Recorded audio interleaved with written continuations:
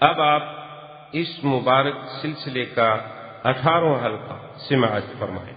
برادران اسلام، واجب الاحترام دوستو، بھائیو، عزیز نوجوانوں، خلفائے راشدین رضوان اللہ علیہم اجمعین کے دروس کے سلسلے میں آج سیدنا علی رابع الخلفاء داماد نبی مصطفیٰ رضی اللہ تعالی عنہ کے بارے میں ہم کچھ بیان کریں گے۔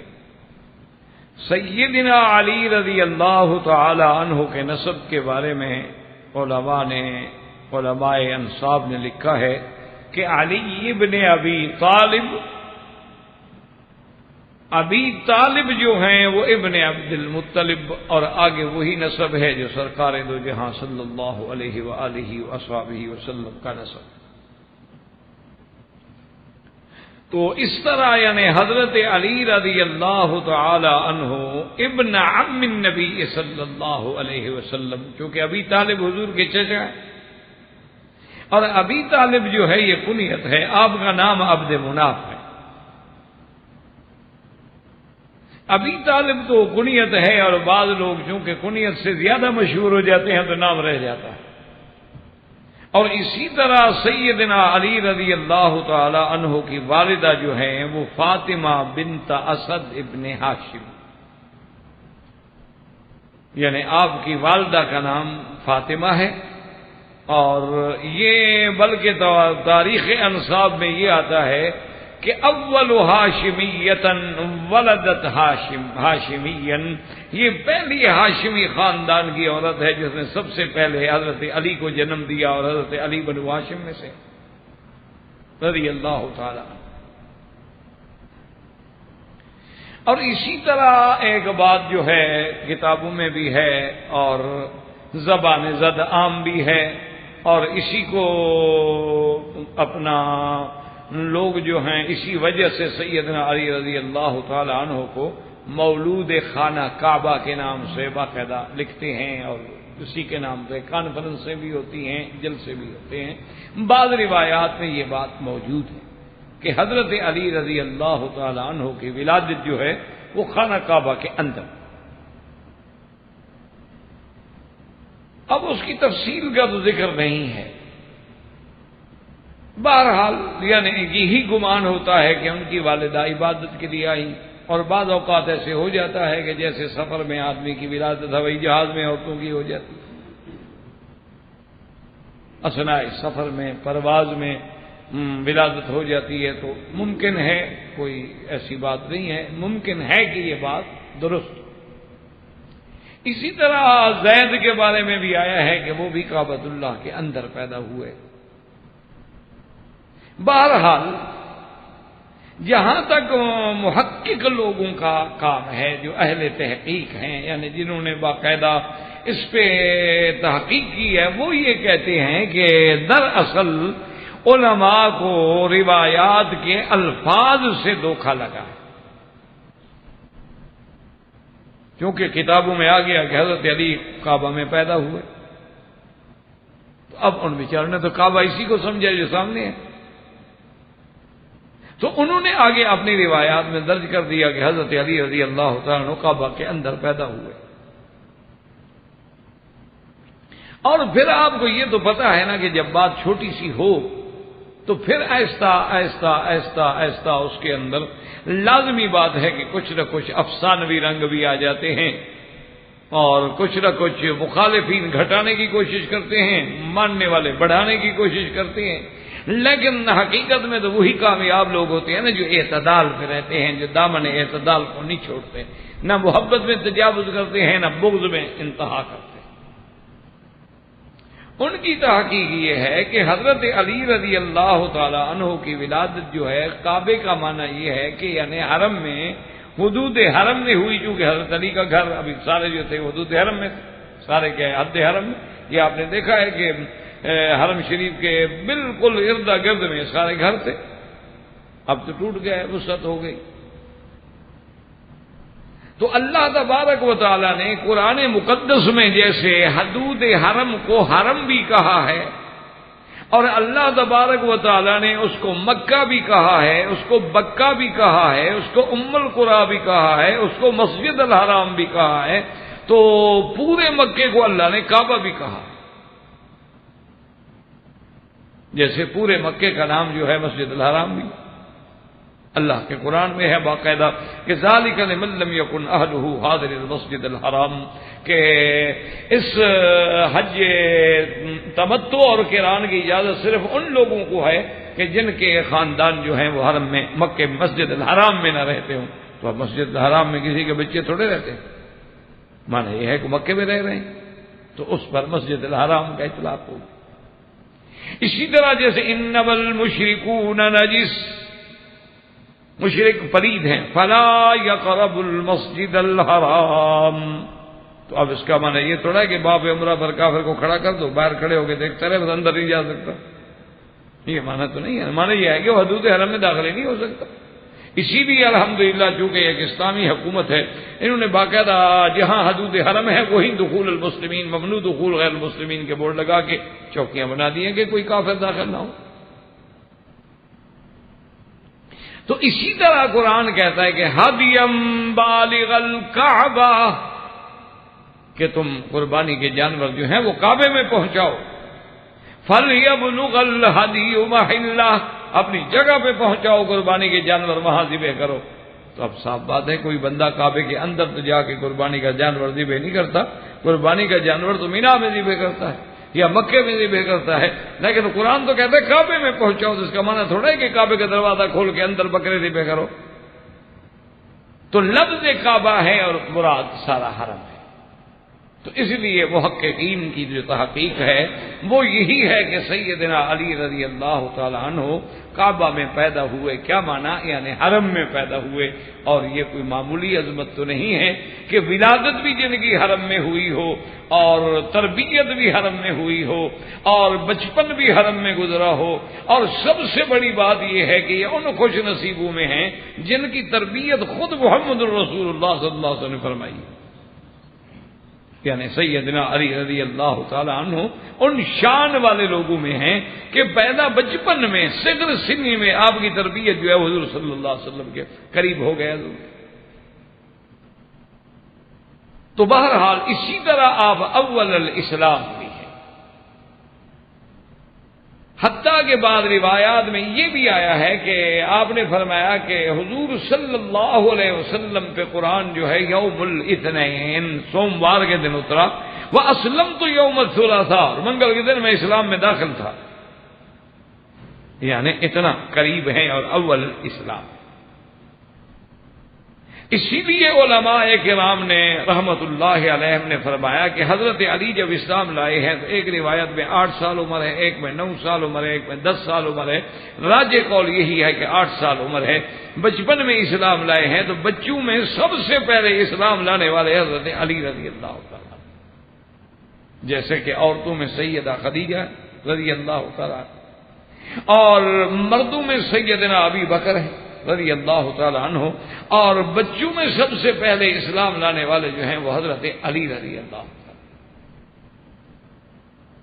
اور اسی طرح یہ بھی سیدنا علی رضی اللہ تعالی عنہ کی فضیلت ہے کہ لم یسجد لصنم قط، کہ آپ نے زندگی میں حتیٰ کہ بچپن میں بھی کبھی بت کو سجدہ نہیں کیا،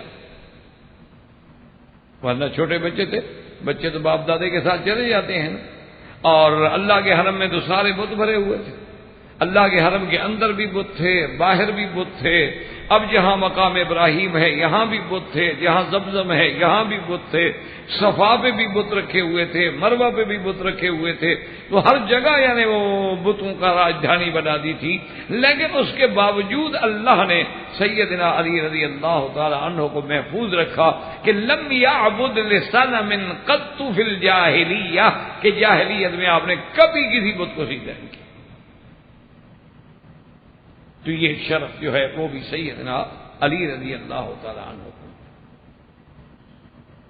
اور اسی طرح سیدنا علی رضی اللہ تعالی عنہ کو یہ شرف بھی ملا ہے کہ جب سرکار دو جہاں رحمت دو جہاں سیدنا محمد الرسول اللہ صلی اللہ علیہ وسلم نے ہجرت فرمائی، تو آپ کے بستر نبوت پہ آپ کی چادر نبوت اوڑھ کے سونے کا شرف جو ہے وہ بھی حضرت علی رضی اللہ تعالیٰ کو ملا ہے۔ حضور نے فرمایا کہ علی میرے بستر پہ سو جاؤ، میری چادر لے کے سو جاؤ، تاکہ دشمن یہ سمجھیں کہ اللہ کے نبی سو رہے ہیں اور ہم ذرا سفر کر لیں۔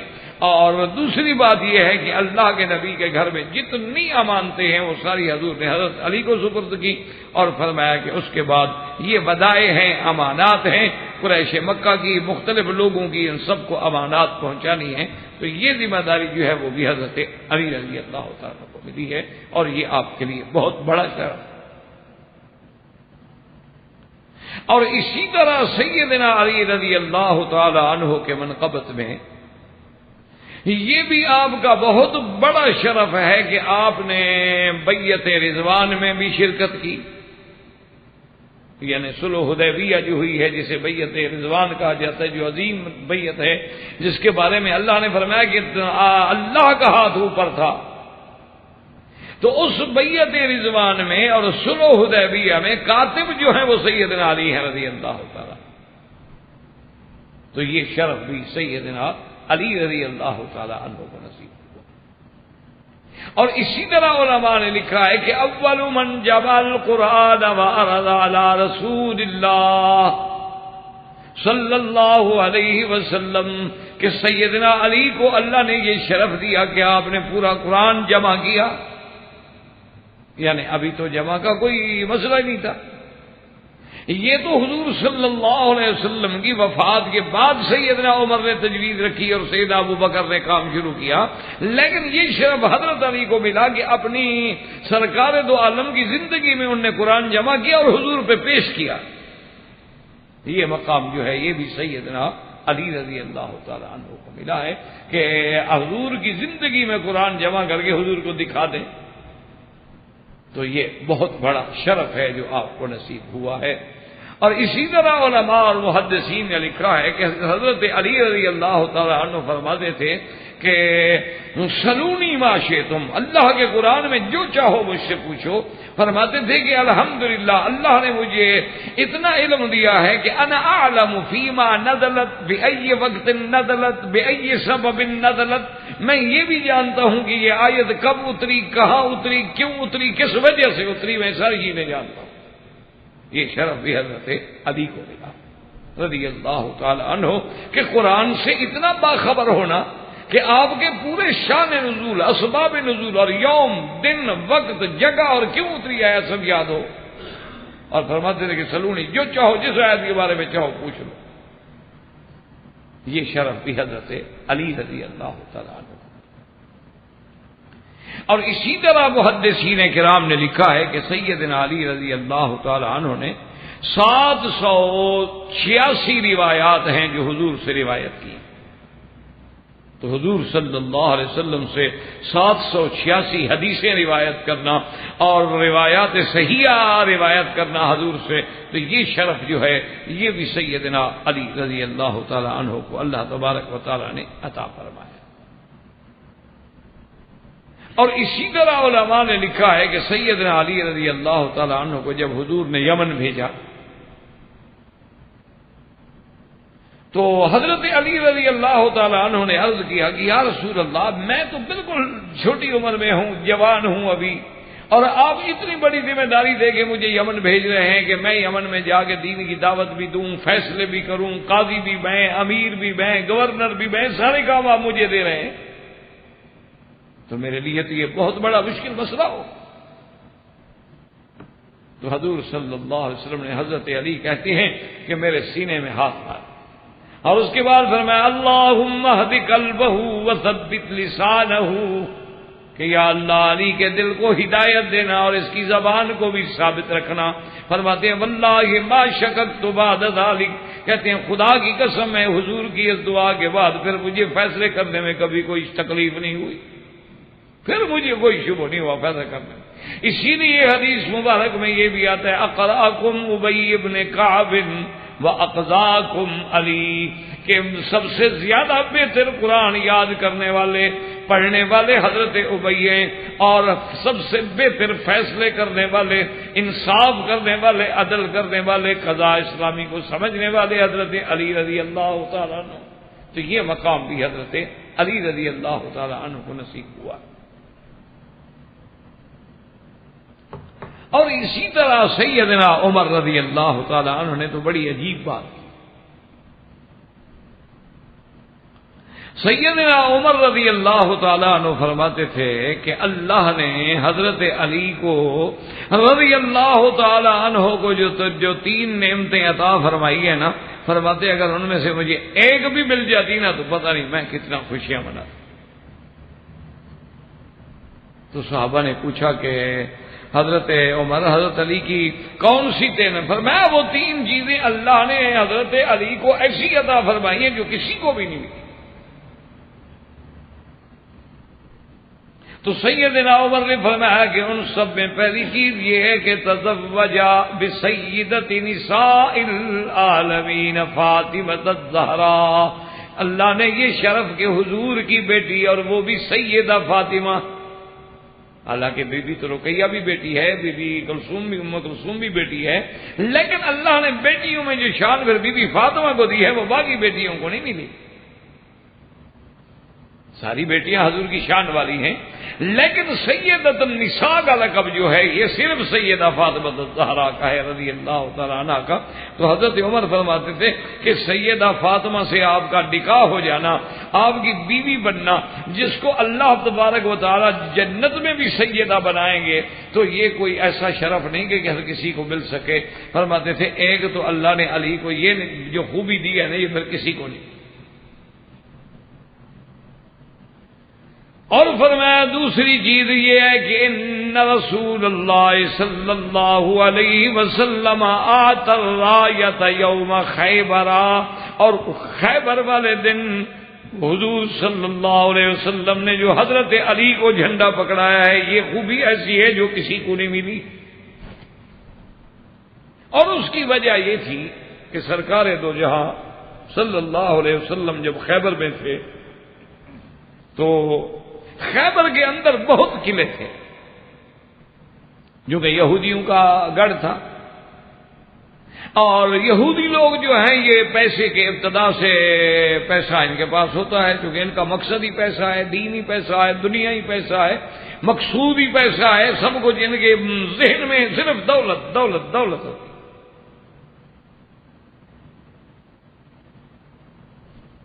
ان کے سامنے اور کوئی چیز نہیں.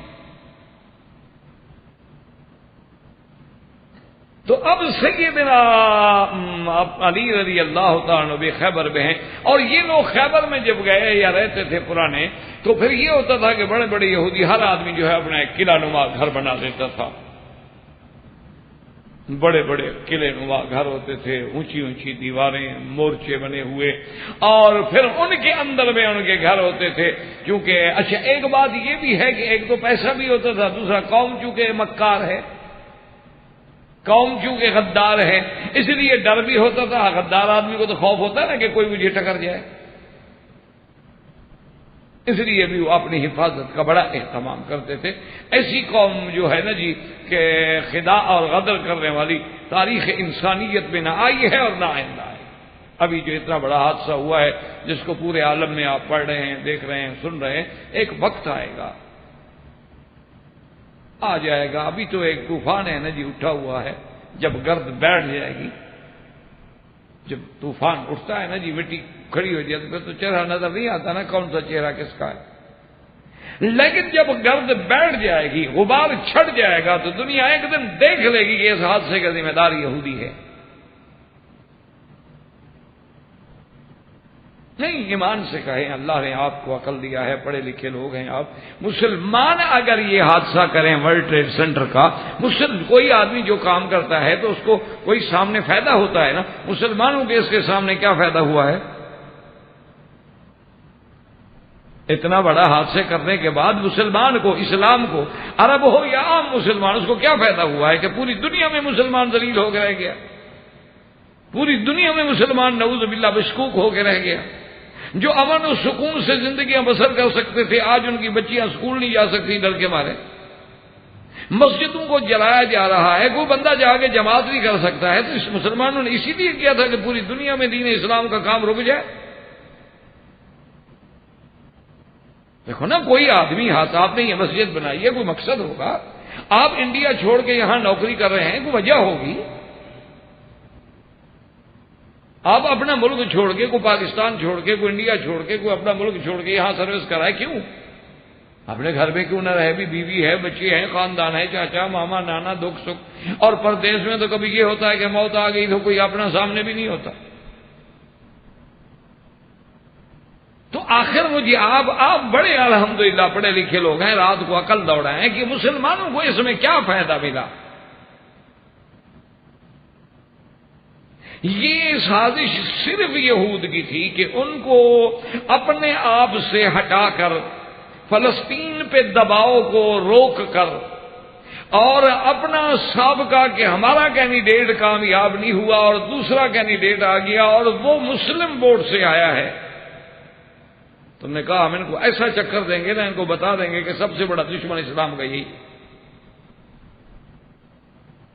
اور ان کو فائدہ ہو گیا، وہ آرام سے بیٹھے ہوئے ہیں، اب جناب وہ مسلمانوں سے لڑے، ان کا تو مفاد حاصل ہو گیا، ان کو تو گھر بیٹھے پیدا ہو گیا۔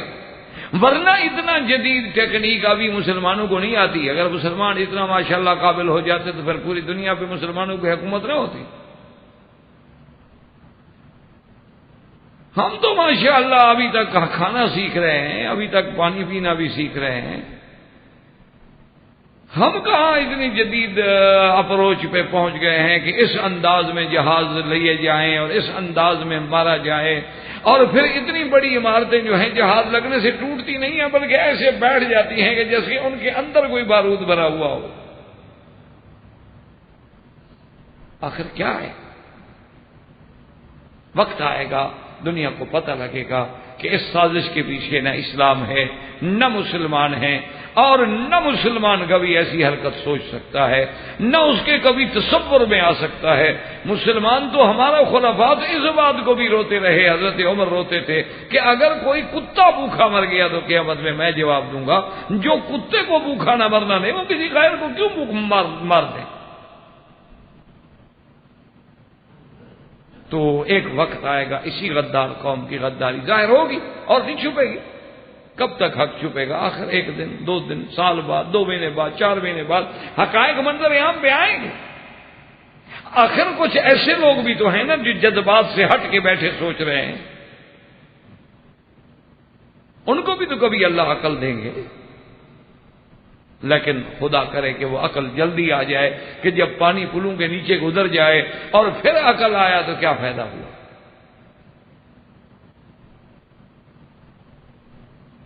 وہ ہے نا کہ بھی جیسے کسی نے کہا تھا کہ میرے مرنے کے بعد اگر اس نے کی ہے جفا سے توبہ تو پھر کیا فائدہ ہوا۔ تو بہرحال کہنے کا مقصد یہ تھا کہ یہ یہودیوں نے بڑے بڑے قلعے بنائے ہوئے تھے، تو ایک بہت بڑا قلعہ تھا جو قلعہ مرحب کے نام سے مشہور تھا۔ مسلمانوں نے اس پہ کافی حملے کیے لیکن وہ فتح ہونے میں نہ آیا۔ حضور صلی اللہ علیہ وسلم نے اعلان کر دیا، فرمایا لآتین رایۃ غدا، آپ نے فرمایا کل صبح میں ایسے بندے کو اسلام کا پرچم دوں گا، اسلام کا جھنڈا دوں گا جہاد کے لیے۔ وہ ایسا بندہ ہے جو اللہ کے رسول کو محبوب رکھتا ہے، اور اللہ کا رسول بھی اس کو محبوب رکھتے ہیں۔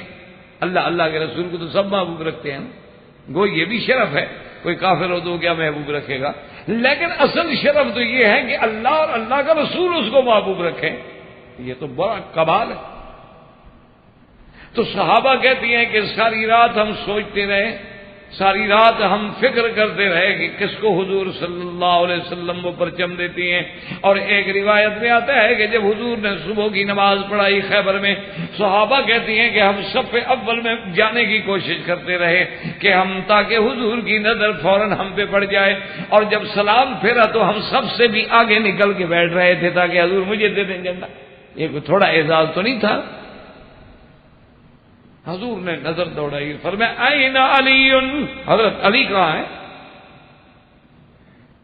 صحابہ نے عرض کیا فی عینیہ رمد یا رسول اللہ صلی اللہ علیہ وسلم، ان کی آنکھوں کے اندر جو ہے تکلیف ہے، وہ خیمے میں نماز کے لیے بھی نہیں آ سکے۔ فرمایا جی لے آؤ حضرت علی رضی اللہ تعالیٰ عنہ کو۔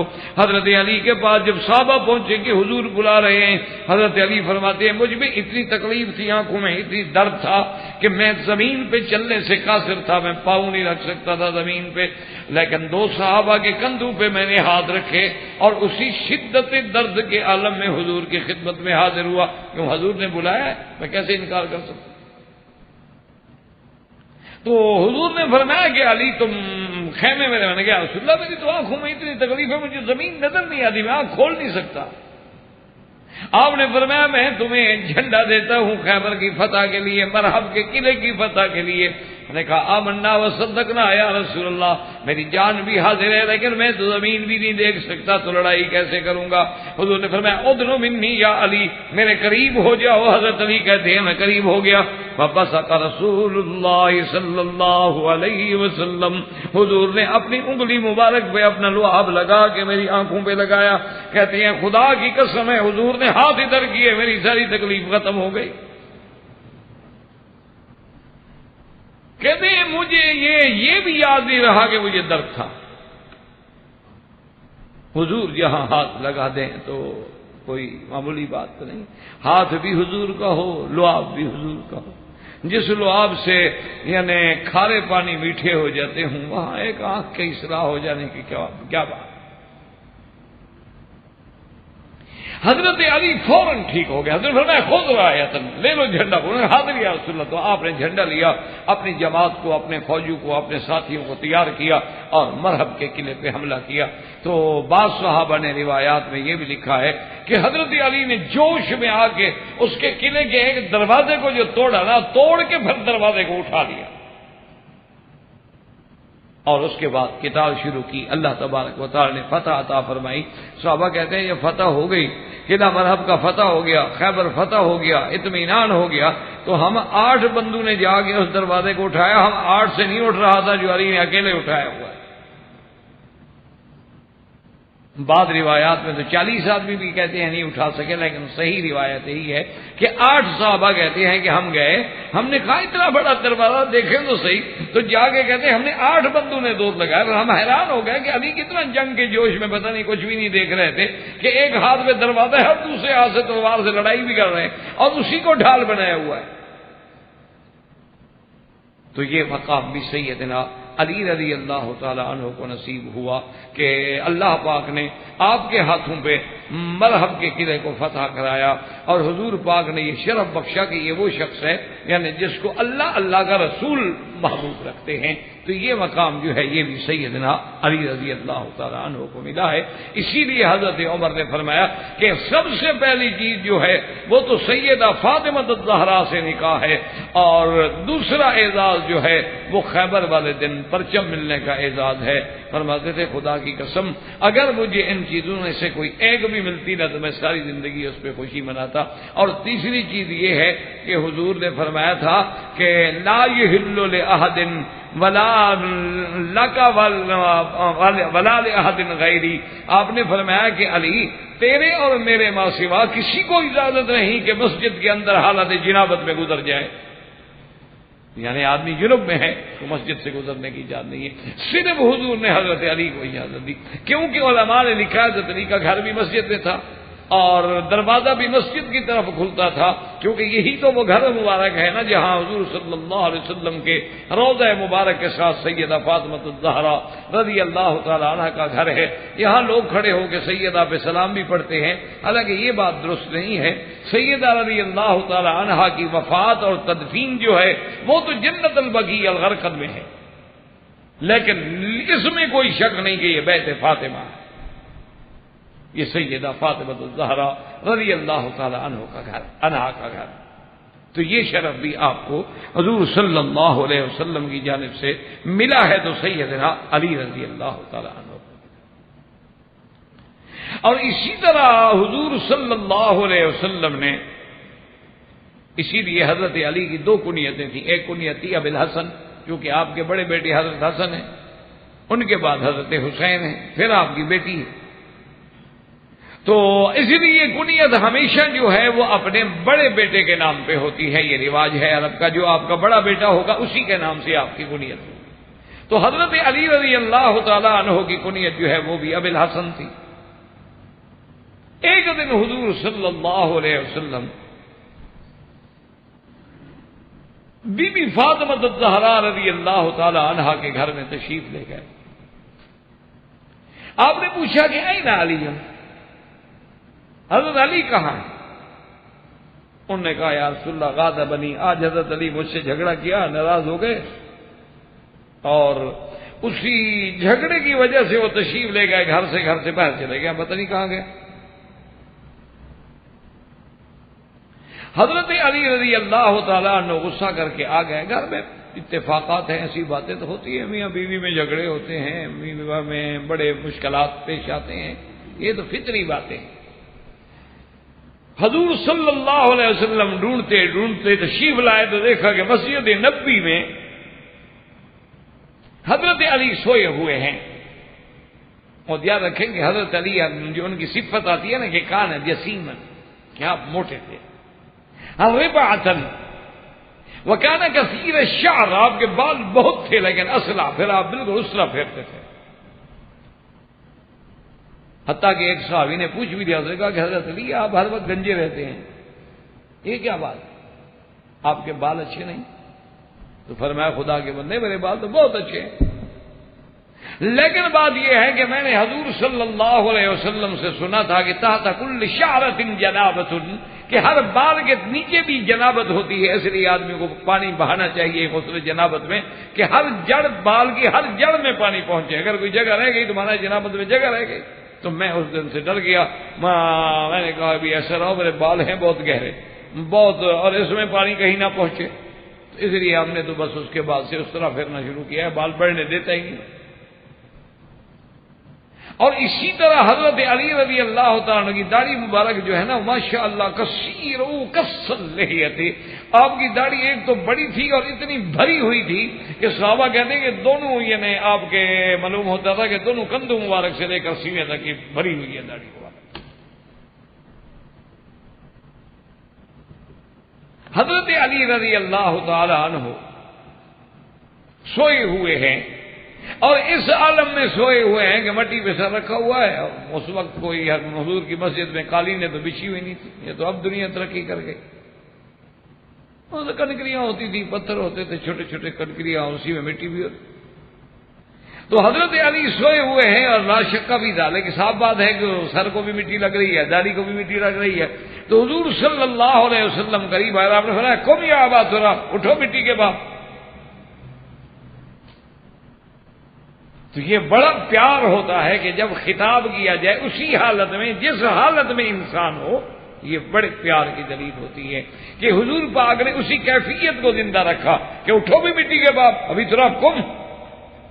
تو حضرت علی اٹھے رضی اللہ تعالیٰ عنہ، اور اس کے بعد نے فرمایا کہ تم فاطمہ سے ناراض ہو گیا.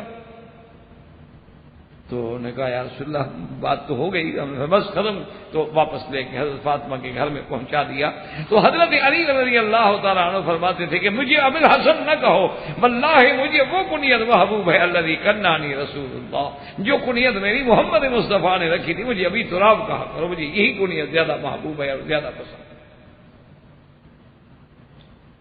اور اسی طرح سیدنا علی رضی اللہ تعالی عنہ،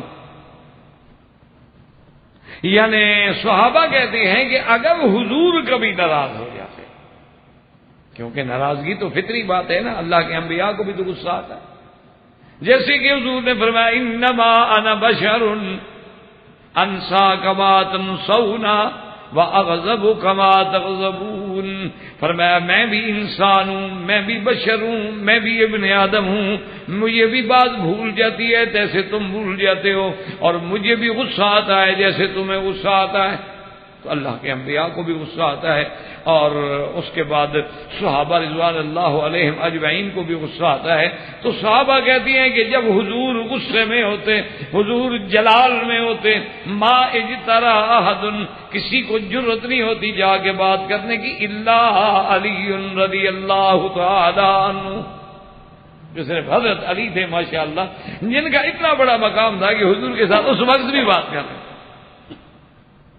اور اسی طرح روایات میں آتا ہے کہ کبھی کبھی حضور صلی اللہ علیہ وسلم یعنی اتنا پیار تھا حضرت علی سے کہ آپ کبھی کبھی مزاح بھی فرماتے، حضور صلی اللہ علیہ وسلم کبھی کبھی پیار سے مزاح بھی فرماتے، جیسے حضرت انس کو محبت سے مزاح میں کبھی آپ کہتے یا ذوالذنین ادھر آؤ دو کانوں والے، حالانکہ ہر بندے کے دو کان ہوتے ہیں، لیکن کبھی کبھی پیار سے حضور صلی اللہ علیہ وسلم مخاطب فرماتے۔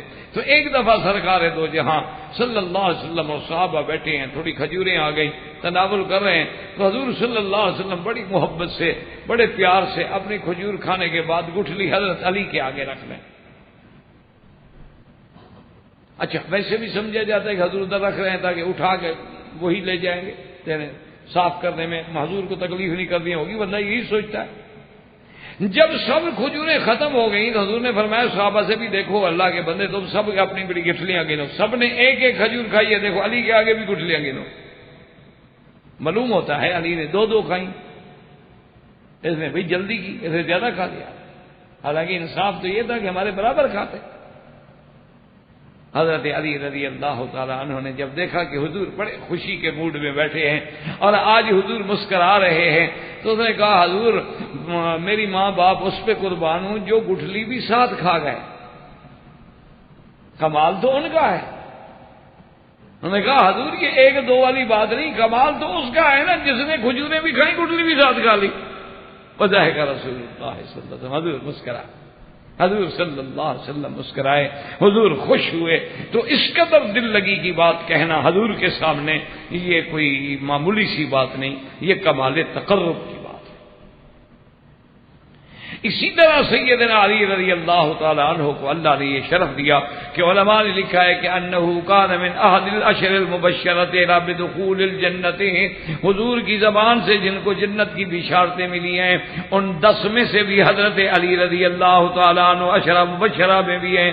اور اس کے بعد انہوں نے لکھا ہے من احد الخطباء فی الاسلام، حضرت علی رضی اللہ تعالی عنہ خطباء اسلام میں سے بھی ایک بڑے درجے کے خطیب ہیں۔ اور اسی طرح علماء نے لکھا کہ انہ من اعلیٰ المجاہدین، کہ وہ سب سے بڑے مجاہدین میں ہیں، اور سابقین فی الاسلام اسلم فوراً عند رسول اللہ صلی اللہ علیہ وسلم۔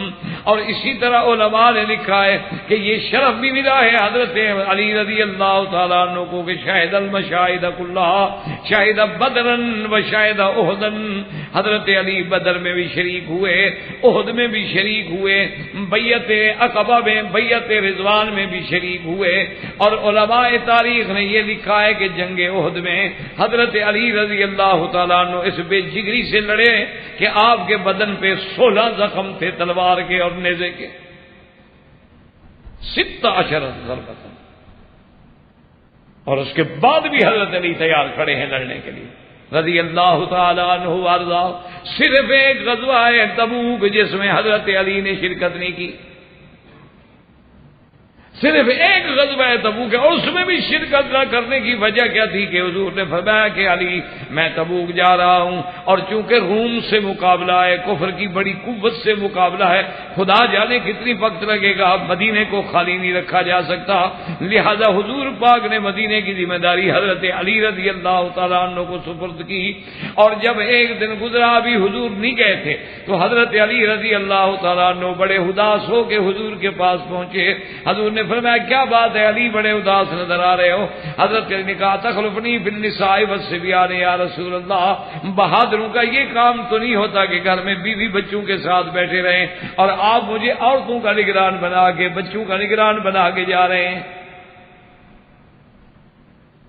اس پہ حضور نے جو کلمہ فرمایا، فرمایا اما ترضا، آپ نے فرمایا علی کیا تم اس بات پہ راضی نہیں ہو کہ انت منی بمنزلت ہارون من موسیٰ، موسیٰ کہ تمہارا وہ مقام ہو جیسے ہارون کا مقام تھا موسیٰ علیہ السلام کے دل میں کہ جب کوہ طور پہ گئے تو قوم کی ذمہ داری ہارون کو دے کے گئے، لیکن غیر انہ لا نبی بعدی، لیکن یہ بات دنیا سمجھ لے ایسا نہ ہو کہ ہارون اور موسیٰ کے اتصال کو یا نبوت کو دیکھ کے کوئی ظالم میرے بعد نبوت کا دعویٰ کرے۔ اللہ نے نبوت تو ختم کر دی ہے، لیکن یہ اتصال، یہ تخلف جو ہے تمہیں میں حکم بن کے، جیسے کہ حضرت موسیٰ علیہ السلام نے آپ کو اپنے حضرت ہارون کو فرمایا تھا فَخْلُفْنِي فِي قَوْمِي، میری قوم کی ذمہ داری اب تم خلافت سنبھالو، وَأَصْلِحْ وَلَا تَتَّبِعْ سَبِيلَ الْمُفْسِدِينَ۔ کیا تم اس بات پہ راضی نہیں ہو؟ تو حضرت نے کہا یا السلام راضی ہے۔ جب اتنا بڑا مقام اور اتنی بڑی تشبیہ کہ اللہ نے اللہ کے نبی حضرت علی کو حضرت ہارون سے ملائے، یہ کوئی معمولی سی بات تو نہیں، تو یہ مقام جو ہے یہ بھی حضرت علی رضی اللہ تعالیٰ کو ملا۔ اور اسی طرح مفسرین کرام نے لکھا ہے کہ جب وفد نصارہ، جب نجران کا وفد آیا تھا نا حضور صلی اللہ علیہ وسلم کی خدمت میں، عبد المسیح کی قیادت میں وہ تقریباً 60 آدمی کا وفد تھا، اور صحابہ کہتے ہیں کہ واللہ ہم نے مدینے میں ایسا وفد زندگی میں نہیں دیکھا۔ کیوں؟ پیسے والے لوگ تھے، دولت، لباس، اور بڑے تم تراغ کے ساتھ۔ اب ان کے ساتھ جو ہیں وہ مولوی بھی تھے، پیر بھی تھے، تاجر بھی تھے، بڑے بڑے رؤساء بھی تھے، اور 60 آدمیوں کا ایک بہت بڑا وفد عبد المسیح کی قیادت میں حضور صلی اللہ علیہ وسلم کی خدمت میں حاضر ہو۔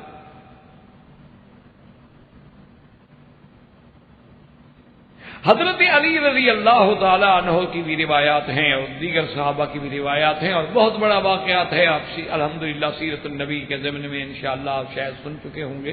خلاصہ یہ ہے کہ بہرحال انہوں نے عیسیٰ علیہ السلام کے مسئلے پہ مناظرہ کیا، شکست ہو گئی، جواب نہ دے سکے۔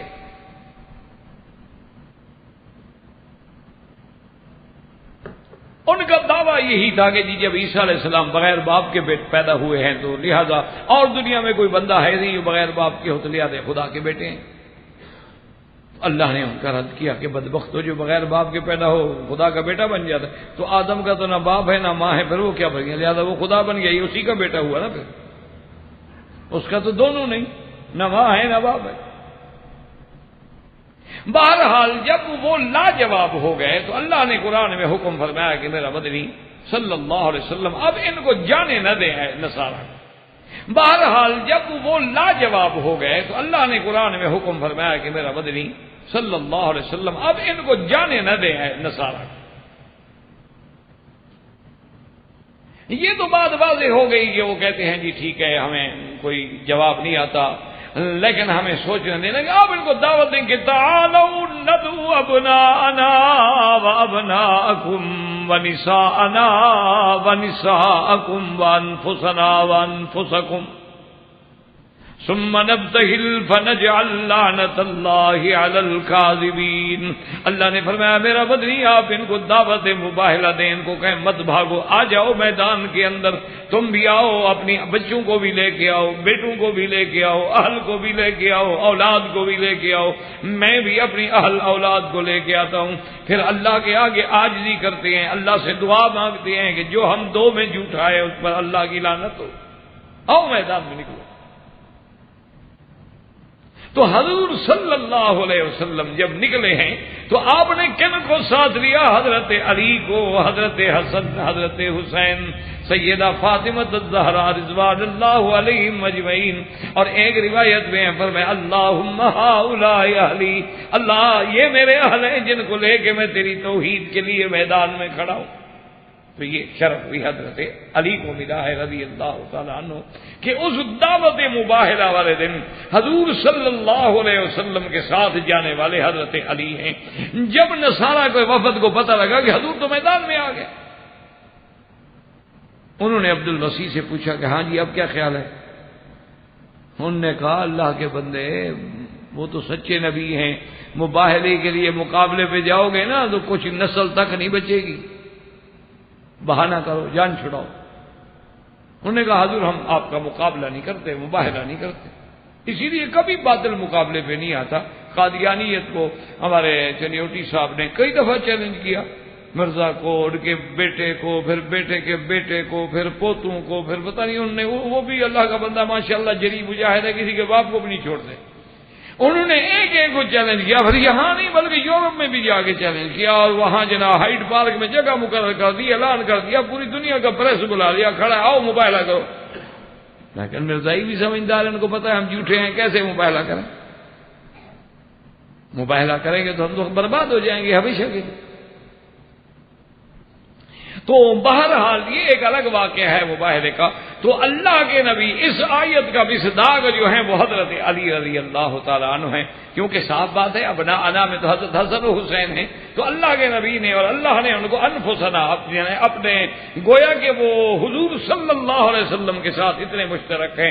جیسے ایک روایت میں آتا ہے حضور نے فرمایا انت منی و انا منکا، کہ اگر حضرت علی تم مجھ سے ہو میں تجھ سے ہوں، یعنی ہم تو ایک نسل سے ہیں نا، ایک نسب سے ہیں نا، ایک درخت سے ہیں، ایک شاخ سے ہیں، ہم تو علیحدہ نہیں ہیں. تو یہ مقام جو ہے وہ بھی سیدنا علی رضی اللہ تعالی عنہ کو ملا ہے اور کسی صحابہ کو نہیں. اور اسی طرح یاد رکھیں کہ یہ مقام جو ہے کہ جب میرے آقا سرکار دو عالم رحمت دو جہاں سیدنا محمد رسول اللہ صلی اللہ علیہ وسلم مدینے میں تشریف لے آئے، ہجرت فرما لی، اور پھر مدینہ منورہ میں مہاجرین و انصار جو تھے، کیونکہ اب مہاجر تو بیچارے اس حال میں آئے نا کہ بالکل ہے کچھ نہیں. انصار جو ہیں الحمدللہ کم از کم ان کے گھر تھے، باغ تھے، کھجوریں تھیں، وہ تو سیٹ تھے نا، ان کا تو اپنا گھر تھا، وطن تھا. مہاجرین تو مکے سے ہجرت کر کے گئے تھے اور جن کے پاس کچھ بھی نہیں تھا، اگر تھا تو سفر میں ختم ہو. حضور صلی اللہ علیہ وسلم نے حکم دیا کہ انصار کو بلاؤ، مہاجرین کو بلاؤ. انصار کے بڑے بڑے قبائل جو تھے وہ اوس و خزرج تھے. جب صحابہ آ گئے، انصار آ گئے، مہاجرین آ گئے، حضور صلی اللہ علیہ وسلم نے فرمایا کہ میری تمنا یہ ہے کہ اب اس مشکل کو حل کرنے کے لیے میں چاہتا ہوں کہ مواخات قائم کر دی جائے کہ ایک انصاری جو ہے نا وہ ایک مہاجر کو اپنا بھائی بنا لے. یعنی یہ مواخات اسلام میں جو ہے یہ سب سے پہلے یہ فلسفہ بھی اللہ کے حکم سے سرکار دو عالم صلی اللہ علیہ وسلم نے پیش کیا. اور کتنا اعلیٰ حل ہے کہ ایک آدمی اپنا اپنا بھائی بنا لے اور اپنے گھر کو اب ایک بندے کو ایک خاندان کو سنبھالنا تو مشکل نہیں ہوتا. اب حضور صلی اللہ علیہ وسلم خود بلاتے جاتے تھے کہ ہادہ آخری ہادہ، اچھا ایک انصاری، ایک مہاجر، ایک انصاری، ایک مہاجر، تم اس کے بھائی، تم اس کے بھائی، تم اس کے بھائی، تم اس کے بھائی، سب کو جب بھائی بھائی بنا دیا تو خدا کی شان ہے کہ آخر میں حضرت علی رہ گئے. جب سارے مہاجر اور انصار بھائی بن گئے تو حضرت علی آ گئے، کھڑے ہو گئے، انہوں نے کہا یا رسول اللہ آخری تو بین المہاجرین والانصار، آپ نے سب مہاجرین انصار کو بھائی بھائی بنا دیا، میں کس کا بھائی بنوں، میں تو رہ گیا. تو حضور صلی اللہ علیہ وسلم مسکرائے، آپ نے فرمایا علی تم میرے بھائی ہو، محمد تیرا بھائی صلی اللہ علیہ وآلہ وسلم. حضور صلی اللہ علیہ وسلم نے فرمایا علی تم کیوں پریشان ہوتے ہو، انت اخی تم میرے بھائی ہو نا، میں جو تمہارا بھائی ہوں تو تمہیں کسی اور کے بھائی بنانے کی کیا ضرورت ہے. تو یہ مقام جو تھا یہ بھی سیدنا علی رضی اللہ تعالی عنہ کو ملا کہ جس کو حضور فرما دیں کہ میرا بھائی. ویسے تو حضور کے بیٹے ہیں، حضور کی اولاد ہیں، حضور کے ابن ام ہیں، حضور صلی اللہ علیہ وسلم کے چچا کے بیٹے ہیں، اور پھر یہ ہے کہ نسباً حسباً ہر لحاظ سے حضرت علی رضی اللہ تعالیٰ عنہ بالکل خالص ہونا ہے. یعنی باپ کے نسب سے دیکھا جائے، ماں کے نسب سے دیکھا جائے، باپ ابی طالب ابن عبد المطلب ہے اور ماں کون ہے، فاطمہ بنت اسد بن ابن ہاشم ہے. اور پھر اس کے بعد سحر رسول اللہ صلی اللہ علیہ وسلم حضور کے داماد ہیں، اور سیدہ فاطمہ الزہرا رضی اللہ تعالی عنہا کے شوہر ہیں. اور پھر آپ جو ہیں یعنی حضور صلی اللہ علیہ وسلم کی اتنی عظمت کے بعد ابو الحسنین ہیں، یعنی حضرت حسن و حسین کے ابا ہیں. تو یہ مقام جو ہے یہ اور کسی صحابی کو نہیں ملا جو حضور نے حضرت علی رضی اللہ تعالی عنہ کو دیا. اسی طرح ایک مسلم میں صحیح حدیث مبارک اور بھی بہت ساری روایات ہیں، مسند احمد میں ہیں، سنن ترمذی میں ہیں، امام مسلم رحمۃ اللہ علیہ نے بھی یہ حدیث مبارک نقل کی ہے، اور وہ روایت بھی حضرت علی رضی اللہ تعالیٰ عنہ سے ہے۔ وہ فرماتے ہیں کہ حضور صلی اللہ علیہ وسلم نے مجھے بلا کے فرمایا تھا، آپ نے فرمایا مجھے حضور نے بلا کے فرمایا، اور کتنا بڑی بات فرمایا کہ مجھے آپ نے بتایا تھا کہ علی کہہ دو، سمجھ لو کہ آپ کیا فرمایا تھا۔ انہوں نے کہا حضور نے مجھے کہا کہ لا یحبنی الا مؤمن ولا یبغضنی الا منافق، کہ میرے ساتھ جو محبت رکھتا ہے وہی ایمان والا ہے، اور میرے ساتھ بغض رکھنے والا جو ہے وہ منافق ہے، وہ مومن ہو ہی نہیں سکتا۔ کہ حضرت علی سے بغض رکھے، اس کے دل میں حضرت علی کی طرف سے میل آئے اور مسلمان ہو، سوال ہی پیدا ہے۔ اسی طرح صحابہ کہتے تھے کہ واللہ نحن نعرف المنافقین ببغضهم مع علی، ہم منافقوں کو پہچان لیتے تھے۔ صحابہ نے پوچھا کیسے پہچان لیتے؟ انہوں نے کہا جو منافق ہوتا تھا اور علی سے اس کو بغض ہوتا تھا، تو نفاق کی یہ علامت بن گئی کہ اس کو حضرت علی رضی اللہ تعالیٰ عنہ سے بغض ہوگا۔ تو یہ کوئی معمولی شرف نہیں ہے کہ اتنا بڑا، ورنہ تو حضور صلی اللہ علیہ وسلم نے فرمایا کہ صحابہ سے محبت کرنا ایمان کی علامت ہے۔ حضور نے فرمایا صحابہ سے محبت جو ہے وہ میری محبت کی وجہ سے ہے، اور جو صحابہ سے بغض کرتا ہے وہ میری ذات سے بغض کرتا ہے، اور جو اللہ کے نبی سے بغض کرے مانا اللہ کو ایذا پہنچا رہا۔ یہ حضور نے سارے لیکن یہ خاص طور پہ صرف حضرت علی رضی اللہ تعالی عنہ کو نوٹ کرانا کہ لا یحبنی الا مؤمن ولا یبغضنی الا منافق، یعنی حضرت علی کی محبت گویا کسوٹی بن گئی ایمان و کفر کی۔ دیکھو نا، جیسے کسوٹی پہ کوئی آدمی سونا لگاتا ہے نا، کہتے ہیں جی سونا خالص ہے، کھوٹا ہے، غلط، یہ سونا ہے، اور جناب یہ کیا لے رہے ہو، یہ تو پیتل ہے، آپ سونا بنائے ہوئے ہیں، یہ تو پیتل ہے بابا، لے جاؤ اپنا۔ تو اسی طرح یعنی حب علی، محبت علی جو ہے گویا وہ ایک کسوٹی بن گئی ایمان کی، کہ جس کے دل میں ایمان ہوگا محبت علی ہوگی، اور جس کے دل میں نفاق ہوگا بغض علی ہوگا۔ تو اللہ تبارک و تعالیٰ نے یہ مقام جو ہے اور یہ شرف جو ہے اور یہ عظمت جو ہے یہ بھی اللہ نے سیدنا علی رضی اللہ تعالیٰ عنہ کو نصیب ہوئی ہے۔ اور اسی طرح حضرت علی رضی اللہ تعالیٰ عنہ فرماتے ہیں کہ یہ مقام بھی دیکھو نا، اس قسم کی بے تکلفی جو ہے ہر کسی کو تو حاصل نہیں ہو سکتی۔ ہمارے والد صاحب رحمۃ اللہ علیہ، حضرت مولانا خیر محمد رحمۃ اللہ علیہ، اللہ ان کی قبر پہ کروڑوں رحمتیں فرمائے، تو وہ کبھی کبھی اپنے خوش بیٹھے ہوتے تھے نا، کبھی کبھی طبیعت رب بحال ہوتی تو کہتے ہو مولوی وکی، یہ تو عقیدہ تو یہی ہے نا کہ حضور کے بعد ابو بکر عمر افضل ہیں، یہ تو عقیدہ ہے، ہمارا ایمان ہے، ہمارے اہل سنت ہے، ہمارا ایمان ہے، چونکہ اس میں کمی ہو تو پھر تو ایمان ہی نہ رہا، اس کو تو اہل سنت کہلانے کا حق ہی نہیں۔ فرماتے تھے کہ بھائی میرا عقیدہ تو یہی ہے، لیکن جو شان بی بی عائشہ کو مل سکتا ہے وہ ابو بکر کو کہاں مل سکتا ہے؟ کہا بھائی یہ کیا کرے؟ میاں بیوی کا جو قرب ہوتا ہے بھلا وہ ابو بکر کو نصیب ہو سکتا ہے؟ بڑے سے بڑا ابو بکر کیا کریں گے؟ ہاتھ چوم لیں گے حضور کا، اور کیا کریں، ماتھے پہ بوسہ دے دیں گے، لیکن جو عائشہ کو ملے گی محبت، جو عائشہ کو ملے گا پیار، وہ ابو بکر کو مل سکتا ہے؟ جو عائشہ کو ملے گا قرب وہ ابو بکر کو مل سکتا ہے؟ نے کہا وہ مقام اللہ جو میاں اور بیوی کو عطا فرماتے ہیں وہ کسی تیسرے کا نہیں ہو سکتا۔ تو اسی لیے علماء نے لکھا کہ جو مقام پھر حضور حضرت علی اور بی بی فاطمہ کو ملا وہ کس کو مل سکتا؟ اس لیے حضرت علی رضی اللہ تعالی عنہ کی شان اور عظمت کا یعنی یہ عالم تھا کہ کسی بھی ناحیہ سے، کسی بھی جز سے، نسب سے، حسب سے، رشتے سے، علم سے، قضا سے، اور آپ کے فرائض سے، آپ کی شجاعت سے، آپ کی مسابقت الی الاسلام سے، کسی بھی پہلو سے آپ نظر ڈالیں تو سب سے زیادہ مراتب جو ہیں وہ آپ کو حضرت علی رضی اللہ تعالی عنہ کے نظر آئیں گے کہ اللہ نے یہ شرف بھی حضرت علی کو، میں اسی لیے عرض کر رہا تھا کہ یہ پہ مقام جو ہے جس کو مل سکتا ہے۔ حضرت علی فرماتے ہیں کہ ہم رات کو لیٹ گئے،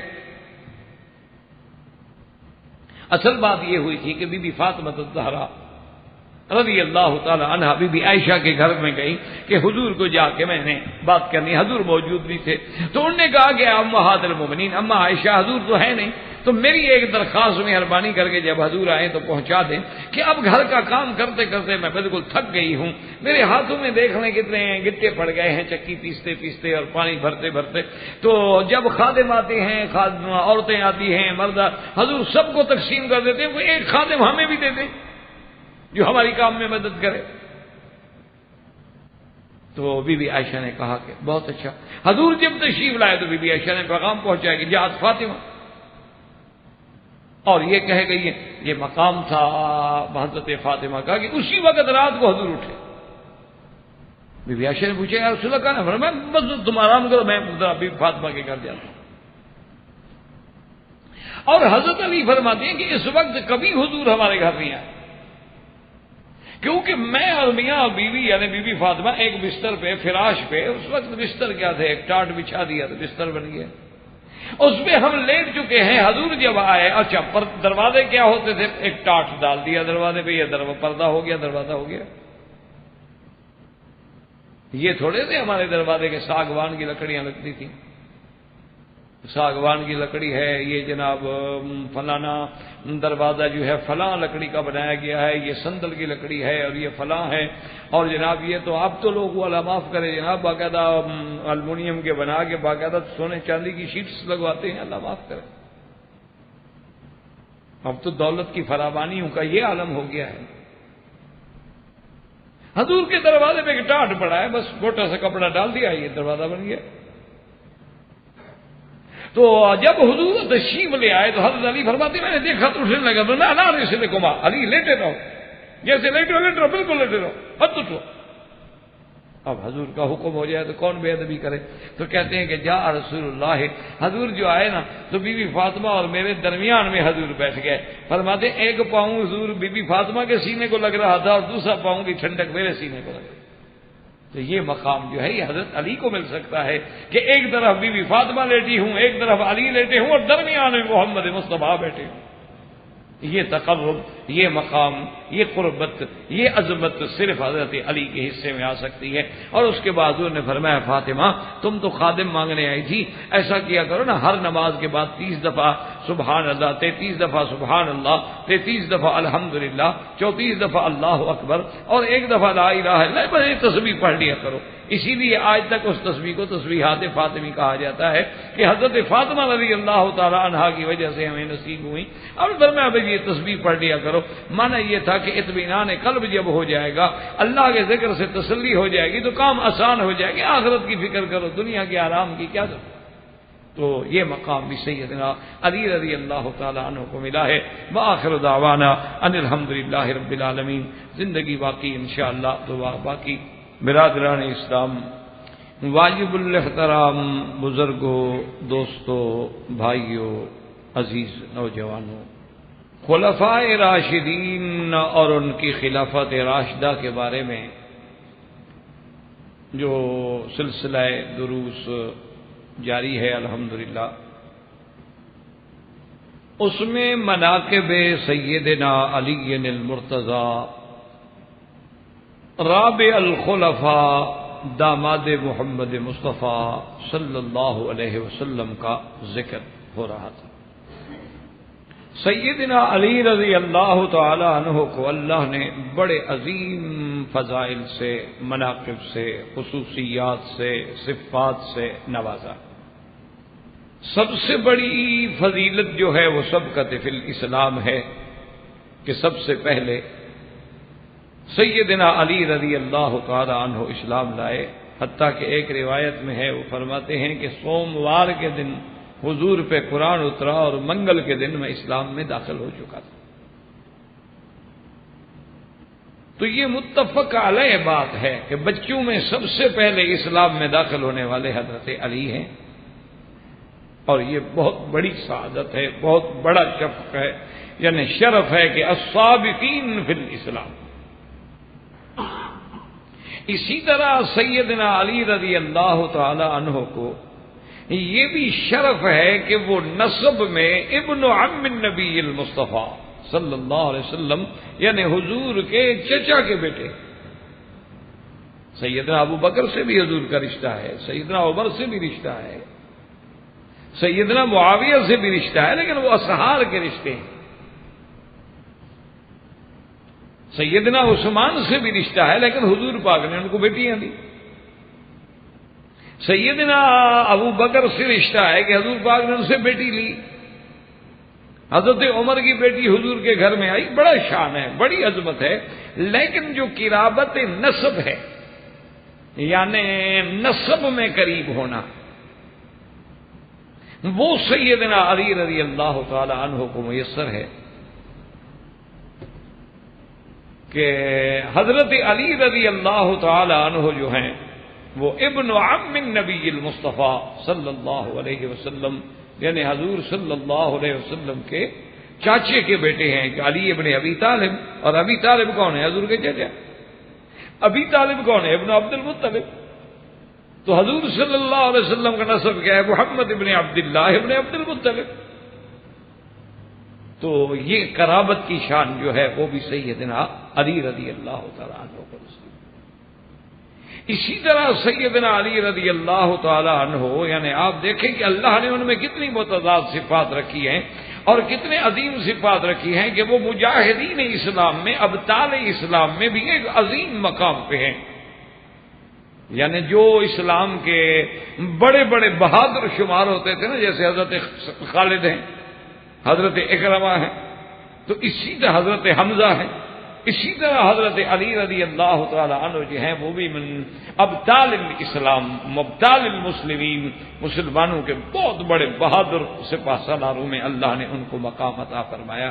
تو یہ فضیلت بھی حضرت علی رضی اللہ تعالی عنہ کو ملی. اسی طرح سیدنا علی رضی اللہ تعالی عنہ کو جہاں نسباً قرابت ہے وہاں صہراً بھی قرابت ہے کہ حضور کی سب سے محبوب ترین بیٹی اور سیدۃ النساء فی الجنہ سیدہ فاطمہ کے شوہر بھی حضرت علی رضی اللہ تعالی. اور یہ شرف بھی سیدنا علی رضی اللہ تعالی عنہ کو ملا ہے کہ حضور کے خاندان کا جو نسب ہے نا یعنی سید ہونے کا یا آپ کے ہاشمی ہونے کا, وہ اگر چلا ہے تو سیدنا علی سے چلا ہے, ورنہ حضور کی اولاد تو شہید فوت ہو گئی. حضور صلی اللہ علیہ وسلم کے بیٹے جو ہیں آپ کے تو تینوں بیٹے فوت ہو گئے. ان کو تو شادی کا موقع بھی نہیں ملا, اولاد تو بڑی بات ہے, وہ تو پہلے فوت ہو گئے. تو اب حضور صلی اللہ علیہ وسلم کی جو نسب چلے گی یا دنیا میں جتنی قیامت تک سید آئیں گے وہ کس کی اولاد ہوں گے؟ حضرت علی. یعنی یا اپنی نسبت وہ کہاں کریں گے؟ یا حضرت حسن سے کہ بھی حسنی سید ہے, یا حضرت حسین سے کہ بھی حسینی سید ہے, یا بعض لوگ سیدہ فاطمہ سے نسبت کرتے ہیں جو ملتی ہے کہ فاطمی ہیں, اور بعض لوگ سیدھا سیدنا علی سے بھی کر کے اپنے آپ کو علوی کہلا دیتے ہیں. لیکن یہ ساری سادات کا جو شرف ہے کہاں جائے گا؟ حضرت علی کے پاس. تو یہ شرف بھی اللہ تبارک و تعالیٰ نے سیدنا علی رضی اللہ تعالیٰ عنہ کو نصیب کیا. اور اسی طرح دیکھیں کہ آپ کو اللہ نے اتنا بڑا علم بھی عطا فرمایا تھا کہ حضرت علی رضی اللہ تعالی عنہ فرماتے ہیں کہ جب اللہ کے نبی نے مجھے یمن میں بھیجا اور حضور نے میرے دعا کی, اس کے بعد بڑے سے بڑا کوئی قضیہ میرے سامنے نہیں آیا کہ مجھے کبھی پریشانی ہو. جتنا مشکل سے مشکل مسائل بھی میرے سامنے آئے تو اللہ نے میرا سینہ کھول دیا اور فوراً حل ہو گیا. تو یہ کوئی معمولی شرف نہیں ہے. اسی لیے حضرت علی رضی اللہ تعالیٰ عنہ فرماتے تھے کہ سلونی اما شئتم, کہ صحابہ سے کہتے ہیں پوچھو جو پوچھتے ہو. کوئی ایسی آیت الحمدللہ ایسی نہیں اللہ کے قرآن میں جس کے اترنے کا شان نزول سبب نزول اور وہ مقام میں نہ جانتا ہوں. تو یہ مقام بھی اللہ نے حضرت علی. اور اسی طرح اس حدیث مبارک میں حضور صلی اللہ علیہ وسلم غدیر خم پہ کے مقام پہ جب آئے, اور یہ واقعہ ہے حجۃ الوداع. حضور صلی اللہ علیہ وسلم جب آخری حج پہ آئے ہیں, اب آپ یہ دیکھیں کہ اس حج مبارک میں بھی یعنی حضور صلی اللہ علیہ وسلم کے وکیل بننے کا، نائب بننے کا، نیابت کا شرف جو ملا ہے حضور صلی اللہ علیہ وسلم کی حجۃ الوداع کے موقع پر، وہ بھی سیدنا علی رضی اللہ تعالیٰ عنہ کو بھی۔ حضرت علی رضی اللہ تعالیٰ عنہ اس زمانے میں یمن میں تھے جب حجۃ الوداع کا موقع ہے، تو حضور صلی اللہ علیہ وسلم مدینہ منورہ سے روانہ ہوئے اور حضرت علی یمن سے روانہ۔ اب جب مکہ مکرمہ میں پہنچ گئے، جب سرکار دو عالم سیدنا محمد الرسول اللہ صلی اللہ علیہ وسلم اپنے صحابہ کبار اور پروانوں کے جلب میں آپ حج کے احرام کے ساتھ مدینہ سے مکہ مکرمہ تشریف لے آئے، تو حضرت علی رضی اللہ تعالیٰ عنہ بھی یمن سے حاضر ہوئے۔ تو حضرت علی کو حضور نے بلا کے پوچھا کہ علی، تم نے جو احرام باندھا ہوا ہے میقات سے، تم نے کیا نیت کی؟ کیونکہ حج جو ہے وہ 3 قسم کے ہیں، یہ حج قران ہوگا، یا حج تمتع ہوگا، یا حج افراد ہو۔ تو آپ نے کیا نیت کی تھی یمن سے جب آپ آئے ہیں؟ کیونکہ وہاں سے آنے والوں کے لیے بھی یلملم میقات بنتا ہے۔ اب بھی آپ اگر طریق لیس جو ہے نا، جو یمن کی طرف یہ راستہ جا رہا ہے بڑی منڈی سے سیدھی سڑک جو آگے جا رہی، اگر آپ آگے جائیں تو پھر یلملم آپ کو ملے گا، اور یہی طریقہ یمن ہے، طریقہ لیس جو ہے یہی طریقہ یمن ہے، تو اسی پہ وہ میقات مبارک ہے۔ تو حضرت علی جب وہاں میقات پہ آئے تو انہوں نے احرام باندھا، حضور نے فرمایا کہ بماذا احرمت، تم نے کیا نیت کی؟ تو حضرت علی رضی اللہ تعالیٰ عنہ کا علم دیکھیں، اور کتنا پیارا جواب ہے، اور کتنا عشق مصطفیٰ ہے، اور کتنا اتباع نبی صلی اللہ علیہ وسلم ہے۔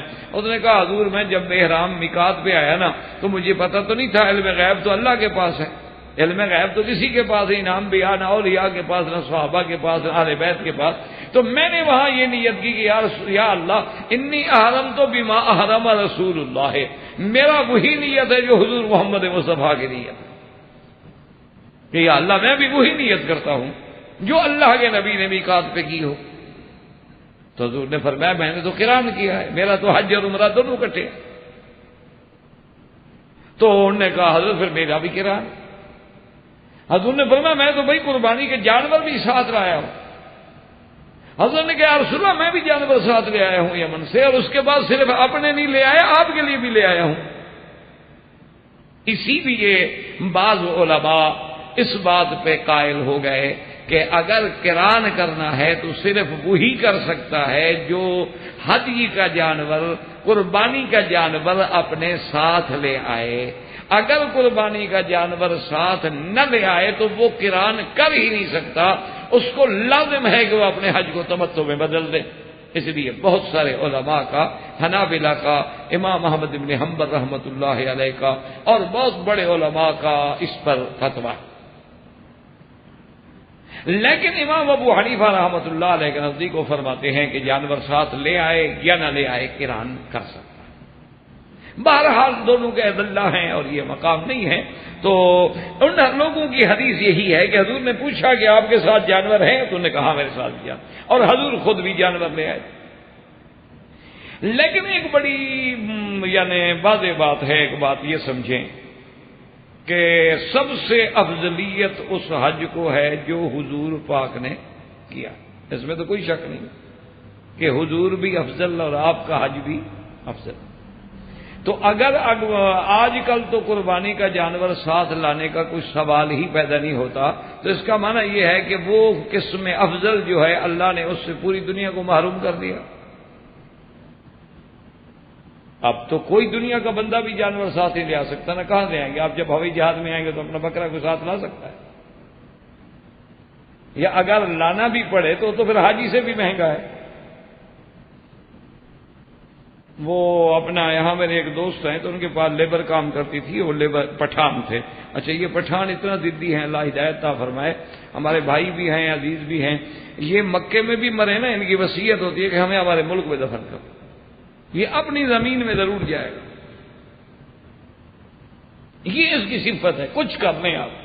اچھا لاکھ وہ مولوی ہو، آپ اس کو لاکھ فضائل بتائیں مکے مدینے کے، وہ کہے بالکل جی آمن ہمارا ایمان ہے، استاد ہمارا ایمان ہے، لیکن اب ادھر دفن ادھر ہوگا جدھر پیدا ہوا۔ اسی لیے جو دشمن جائے اس کو بھی نہیں چھوڑتے، اس کو بھی وہیں رکھتے ہیں۔ یہ ان کے مزاج میں ہے، تاریخ ہے، اسکندر اعظم سے لے کر ان کی تاریخ ہے، وہ آج کی تھوڑی ہے۔ تو وہ میں نے اس سے پوچھا، میں نے کہا یار تمہارے پاس ایک عامل تھا بیچارہ، وہ فوت ہو گیا پٹھان، اس کا کیا ہوا؟ اس نے کہا وکیل صاحب کیا پوچھتے ہو، وہ مردہ تو زندہ سے بھی مہنگا ہو گیا۔ تو میں نے کہا کیا ہو گیا تمہیں یار، تم میمن آدمی ہو نا، میمن تو حساب کتاب والے لوگ ہوتے ہیں نا، وہ میمن آدمی ہیں، سیٹھ ہیں، بڑے لوگ ہیں، اور میمنوں کو تو ہر وقت 2 اور 2 4 کی بات ہوتی ہے نا۔ حضرت تھانوی رحمۃ اللہ علیہ فرماتے تھے کہ ایک میمن کے اعمال جو تھے وہ برابر سرابر ہو گئے، تو اللہ نے فرمایا آپ کو کدھر بھیجوں، جنت جانا چاہتے ہو کہ جہنم؟ انہوں نے کہا اللہ میاں جہاں 2 ٹکے کا فائدہ ہو ادھر ہی بھیج دو۔ تو یہ تو بیچارے جنت جہنم کے وقت بھی 2 ٹکے کا فائدہ سوچنے والی قوم ہے۔ تو بہرحال میں نے کہا یار کیا ہوا اس غریب کا، وہ بیچارہ فوت ہو گیا تو اس کا کیا ہونا؟ کہا باقی صاحب کیا پوچھتے ہو، میں تو عذاب میں آ گیا، ایک تو میرے 10 دن برباد ہو گئے دفتر سے، کیونکہ وہ اگر میں نہیں کرتا تھا تو میرے پاس 200 آدمی کام کرتا ہے، وہ کہتے ہیں ہم سب کام چھوڑتے ہیں، تو میرا تو یعنی ستیہ ناش ہو جاتا۔ لیکن وہ تابوت بناؤ، پھر بکنگ کراؤ، پھر ہوائی جہاز میں جگہ لو۔ اس نے کہا حضرت اس سے زندہ تو 4 چلے جائیں اتنا خرچہ نہیں ہوتا، مردہ جانا بڑا مہنگا۔ تو اب یہ ہے کہ اب تو ایک انسان کے آنے سے زیادہ جانور کا لانا مہنگا ہے۔ تو بہرحال اچھا، امام ابو حنیفہ رحمۃ اللہ علیہ یہ فرماتے ہیں کہ ایک آدمی جانور ساتھ لے آئے لیکن مینا میں ذبح نہ کرے تو ادا ہو جائے گا۔ صرف ساتھ لانا ضروری ہوا یا ذبح کرنا ضروری ہوا؟ ایک بات کو ٹھنڈے دل سے سمجھا کریں، اعتراض کر دینا تو بڑا آسان ہے۔ بھائی قربانی کے جانور کو مینا میں ذبح کرنا ضروری ہے یا صرف ساتھ لا کے ذرا ٹرا چلا پھرا کے عرفات مینا دکھا کے پھر گھر لے جائیں؟ ذبح کرنا ضروری ہے۔ تو مقصد ذبح ہوا، مقصد ساتھ لانا جو ہے نہیں، ساتھ کیوں لایا گیا تاکہ ذبح ہو؟ اگر ذبح نہ ہو تو پھر بھی تو ادا نہیں ہوتا نا۔ اچھا، پھر ساتھ لانے کی یہ شرط بھی ختم ہو گئی اسی حدیث میں کہ کچھ جانور حضور لائے اور کچھ حضرت علی لائے۔ تو اس سے مسئلہ سمجھ آ گیا کہ ضروری نہیں کہ ہم لے آئیں، کوئی اور لے آئے۔ تو اب اگر ہم حج پہ آتے ہیں ہمارے لیے اور لے کے پہلے کھڑے ہوئے ہیں کہ 300 کی ٹکٹ کٹاؤ، جانور ہم لے کے کھڑے ہیں تمہارے لیے، تو پھر کیا ہو گیا؟ وہاں سے بھی تو حضرت علی لے آئے نا۔ تو یہ مانا ہوا کہ اگر کوئی بندہ جانور اپنا خود لے آئے یا اس کے لیے کوئی اور لے آئے، تو اب ہمارے لیے تو ماشاءاللہ پہلے پہنچے ہوئے ہوتے ہیں، پیسے دے دیں جانور کھڑے۔ تو اس لیے بہرحال یہ ایک فقہی بحث ہے، تمام ائمہ کو اللہ قبروں پہ رحمت فرمائے، سب کی تحقیق ہے، استنباط ہے، اور تفقہ میں، فقہ میں، فہم میں اختلاف ہو جاتا ہے، ورنہ مقصود سب کا اتباع کتاب و سنت ہے رحمت اللہ علیہم اجمعین۔ تو یہ شرف بھی حضرت علی کو ملا کہ حضور کے جانور بھی حضرت علی لے کے آئے، اور یہ شرف بھی حضرت علی رضی اللہ تعالی عنہ کو ملا ہے کہ جب حج کے موقع پر حضور صلی اللہ علیہ وسلم نے سب سے پہلے آ کے کنکریاں ماری 10 تاریخ کو، پھر آپ نے اپنی قربانی کے لیے تشریف لے گئے تو حضور نے 100 اونٹ ذبح فرمایا۔ دعا کرو اللہ اس سنت پہ بھی توفیق دے عمل کرنے کہ ہم بھی 100 اونٹ ذبح کریں۔ ہم تو ڈھونڈ ڈھونڈ کے بکری ذبح کرتے ہیں جو بالکل اللہ کی رحمت پہ آخری سانسوں پہ ہو، بس ہم ہاتھ رکھیں اور وہ فوت ہو جائے بچے، کیونکہ نام کرنا ہے نا، میاں کس نے کھانا ہے، بابا بکری ہے، قربانی ہے، ہو گئی۔ یہ تو شکر ہے کہ ابھی تک مولوی صاحبان نے یہ مہربانی نہیں کی، ورنہ یہ تو مرغی بھی ذبح کر کے آ جائیں لوگ، کہیں خون بہانا ہے نا جی، مرغی بھی تو ہم نے ذبح کر دی۔ حالانکہ یہ نہیں سوچتے کہ یہ قربانی تو نفس انسانی کے بدلے میں ہے، اسماعیل علیہ السلام کے بدلے میں ہے۔ اسماعیل کتنا قیمتی تھا، اس کے بدلے میں اللہ نے جو جنت سے بھیجا ذبیحہ وہ کتنی قیمتی ہوگا، اور اسی سنت کو اللہ نے باقی رکھا، سنت ابیکم ابراہیم۔ تو ہم بھی تو کوئی چیز ڈھونڈ ڈھونڈ کے اچھے سے اچھا ذبح کریں نا۔ بہرحال یہ ہے کہ حضور صلی اللہ علیہ وسلم نے 100 اونٹ ذبح فرمایا، اور روایات میں موجود ہے کہ 63 اونٹ، چونکہ حضور صلی اللہ علیہ وسلم کی عمر مبارک 63 سال ہے تقریباً، تو 63 اونٹ تو حضور نے اپنے ہاتھ سے ذبح کیا، اور باقی کے لیے وکیل بنایا حضرت علی رضی اللہ تعالی عنہ کہ باقی اونٹ میری طرف سے آپ ذبح کریں۔ تو حج کے موقع پر حضور صلی اللہ علیہ وسلم کا وکیل بننا چونکہ لازمی بات ہے، یہ اسی کو ملے گا جو حضور کے قرابت میں ہو۔ دیکھیں نا، آپ کے گھر میں کنکریاں مارنی ہوں بیٹی کی، بہن کی، تو آپ کوئی اپنے بھائی کو وکیل بنائے گا، کوئی اپنے چچا کو وکیل بنائے گا، دوسرے کو تو نہیں بنائے گا۔ تو اس لیے یہ شرف جو ہے یہ بھی سیدنا علی رضی اللہ تعالیٰ عنہ۔ اسی واپسی کے موقع پر یوم غدیر خم کے موقع پر حضور نے، روایت میں آتا ہے کہ یہ اعلان بھی فرمایا کہ من کنت مولاہ فعلی مولا، اور بہرحال اس حدیث پہ علماء نے بڑی ابحاث ہیں، بحثیں ہیں، بعض تو بالکل اس کی صحت کے بھی قائل نہیں، لیکن حقیقت یہ ہے کہ حدیث اگر درجہ صحت کو نہ پہنچے تو یہ بھی نہیں کہ جھوٹ ہو، بہرحال حدیث ہے، اور بعض علماء نے اس کو درجہ حسن تک کہا ہے، اور بعض روایات جو مسلم شریف میں بھی موجود ہیں ان کو اگر ملا کے دیکھا جائے تو اس مفہوم و معنی کی تائید بھی ہوتی۔ حضور صلی اللہ علیہ وسلم نے ایک حدیث میں یہ بھی فرمایا من احب علی فقد احبنی، اور ایک میں لفظ من احبنی فقد احب علی، جو مجھ سے محبت کرتا ہے وہ علی سے محبت کرے گا۔ تو یہ بھی حدیث موجود ہے۔ اچھا، یہ بھی حدیث موجود ہے کہ لا یحبنی الا مؤمن ولا یبغضنی الا منافق۔ حضرت علی نے فرمایا کہ اللہ کے نبی نے مجھے کہا تھا کہ میرے ساتھ محبت وہ کرے گا جو ایمان والا ہے، اور میرے ساتھ بغض وہ رکھے گا جو منافق ہے۔ تو یہ حدیث بھی موجود ہے۔ تو اسی روشنی میں اگر دیکھا جائے تو اس حدیث کا بھی وہی معنی ہے کہ من کنت مولاہ فعلی مولا، کہ میں جس کا دوست ہوں علی بھی اس کا دوست ہے۔ کیونکہ لفظ مولا جو ہے اس کے کئی معنی ہیں، اس کا معنی خلیفہ کہیں بھی نہیں آیا تاریخ۔ یہ جو بعض حضرات لے لیتے ہیں نا کہ اس کا معنی ہے کہ حضرت علی خلیفہ ہوں گے، وہی لفظ مولا کا معنی خلیفہ تو کہیں تاریخ میں دنیا میں لغت میں کہیں آیا ہی نہیں۔ مولا کا معنی ولی ہے، مولا کا معنی ناصر ہے، مولا کا معنی دوست ہے، مولا کا معنی مددگار ہے، مولا کا معنی آپ کی یعنی معاملات کو سنبھالنے والا ہے، اور اسی طرح مولا کا معنی سید سردار ہے، مولا کا معنی غلام بھی ہے کہ مولا القوم منہم۔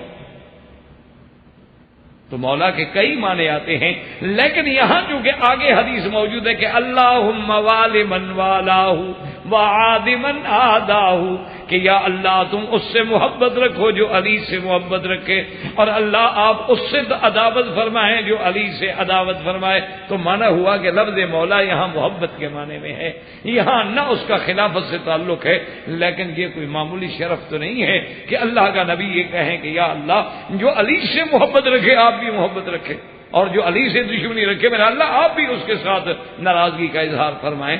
تو یہ شرف جو ہے یہ بھی سیدنا علی رضی اللہ تعالی عنہ کو ملا۔ اور اسی طرح ایک حدیث مبارک میں یہ بھی آتا ہے، اور وہ بھی حضرت علی سے روایت ہے، فرمایا انا مدینۃ العلم والی بابھا۔ حضرت علی فرماتے ہیں کہ حضور پاک نے فرمایا کہ میں علم کا ایک شہر ہوں، علم کا گھر کہہ لیں، شہر کہہ لیں، چونکہ مدینہ تو مدن سے ہے، وعلی بابھا، اور علی اس کا دروازہ ہے۔ یاد رکھیں، بعض لوگ یہ کہہ دیتے ہیں اس حدیث کو سامنے رکھ کر، حتیٰ کہ بعد میں تو کہا حدیث موضوع ہے، لیکن یہ حدیث جو ہے یہ بھی تحقیق کے بعد نہ موضوع ہے نہ درجہ صحیح کو پہنچی ہے، بلکہ درجہ حسن پہ۔ اور اس کا معنی بعض حضرات جو ہے نا وہ یہ لے لیتے ہیں کہ جی جب حضور گھر ہیں، علی دروازہ ہے، تو بندہ دروازے سے داخل ہوگا، تو دروازہ ہی علی ہے، تو کسی اور دروازے سے کوئی اور کیسے داخل ہو سکتا ہے؟ تو لہذا یہ بھی حضرت علی کی خلافت کی دلیل ہے، تو یہ بات غلط ہے، یہ فضیلت ہے حضرت علی رضی اللہ تعالی عنہ کی۔ اچھا، یہ کہاں لکھا ہوا ہے کہ اس شہر کا، اس مکان کا، اس گھر کا صرف ایک ہی دروازہ تھا؟ جب اللہ کا نبی اپنے آپ کو، اپنے علم کو مدینہ کہے تو ایک مدینہ تو شہر ہوتا ہے، اور شہر کے کتنے دروازے ہوتے ہیں؟ تو علی بھی ان دروازوں میں سے ایک دروازہ ہے۔ تو اس لیے بہرحال لیکن یہ بھی بہت بڑی فضیلت ہے کہ جس کو اللہ کا نبی یہ کہیں کہ یہ بھی ایک علم کے شہر کا اور علم کے گھر کا دروازہ ہے حضرت علی رضی اللہ تعالیٰ۔ احباب کرام، اس کے بعد اب آپ اس مبارک سلسلے کی CD نمبر 19 سماعت فرمائیں۔